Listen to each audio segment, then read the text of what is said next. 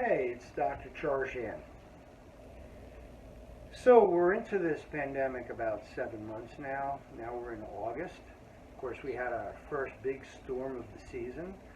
That was interesting for all involved. Some of us may have had a little bit of damage, and now we're cleaning up on all the stuff that we've seen.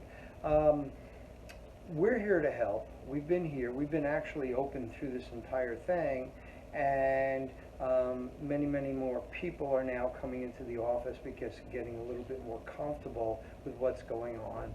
But it's important for safety and perspective to understand the facts about the coronavirus and what it's doing. And statistically, we are probably going into the second phase of this at this particular point. Now, as we reopen, it's normal for us to see a spike. Recently, the governor had said, okay, we're going to allow less people in indoor facilities just because we're seeing increased numbers, probably because of activities in the shore. It's actually normal, and we're all going to eventually get this. Now, is it safe to get it? Well, from what we're hearing is, oh my God, people are dying, but it's important to, again, keep perspective on this. Very few people are actually dying, and as we were closed down, we learned how to treat it. I've personally spoken to nurses that were in the hospitals at the time, and it was chaos, but we learned a lot, and those skills are now being used, which is why you're hearing, even all the numbers, there are fewer people who are succumbing to this. And in New Jersey, where we live, of course, half the people who succumbed were actually in nursing homes, so they were already in a weakened state actually to begin with. So now there's the conversation of schools. Is it normal? Should we do this? Shouldn't we do this?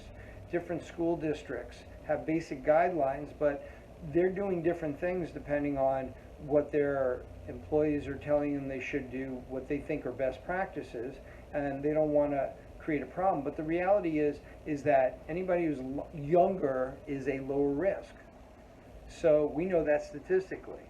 Most teachers are younger and they are lower risk. So risk meets lower risk. The risk of sending your children back to school is probably maybe slightly higher than what it would normally been anyway, but your children bring home illnesses anyway, which you get, and it strengthens your immune system. So it's more important to strengthen your immune system. And if you've been reading our COVID-19 blog, we have some great suggestions on how to do this.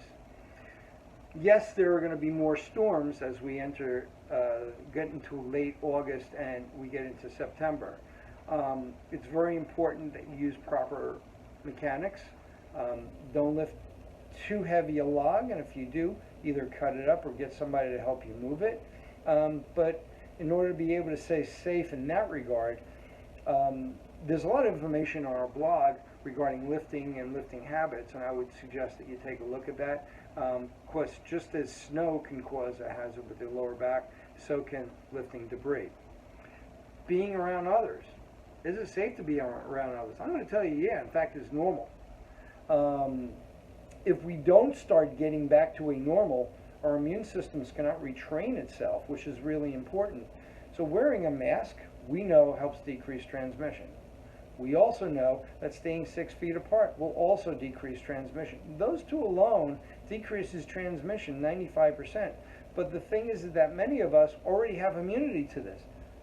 We might find out we have antibodies. We may find out that we might be immune to it for things that we don't really understand, and there's more information that seems to suggest that if you had another coronavirus, which is highly likely, you already have immunity. Perhaps that's why 90% of the people who get this have no symptoms whatsoever. We don't know everything. And while we're still protecting the 10% and we're still trying to make sure that people get through this okay, we just have to keep our heads about ourselves. But it's normal to come into contact with our cars, our phones. If you're holding it up to your face, it's one of the dirtiest things you'll ever hold, and we're exposed to things all the time. That's actually healthy. So don't overprel it, don't Purell it, don't overdo it with the hand sanitizer. You can use it just to keep yourself clean. No, you don't need gloves going out, but do obey the rules, wearing gloves, are not really necessary, and throwing them out on the floor isn't really helpful. But wearing a mask is, it'll decrease transmission. There are going to be treatments that are going to be here. Those treatments are going to probably arrive well before there's a vaccination that's deemed safe. And statistics show right now, maybe less than 40% of the population is even going to want to take this. So just imagine you're already immune, you take something that might have more risk to it. A lot of people are rethinking that thing, but we have treatments that work. So one of the best treatments is eating well, making sure you're not vitamin D deficient. That doesn't sound like a treatment, does it? Well, the best treatment is actually food. So do the things that keeps your immune system strong. That's very, very important. We're here to help. Stop hurting in as little as one visit. Call us if you need us. Don't be afraid to go out. Even older people are coming out now because they're realizing the transmission rates are really, really low. Yes, we're all going to get this, but we get all sorts of other things we haven't even named. And we get through this. Our immune systems are designed to handle this. So stay safe, be well. I'll speak to you soon. Come on in, we're here to help. And thank you for your time.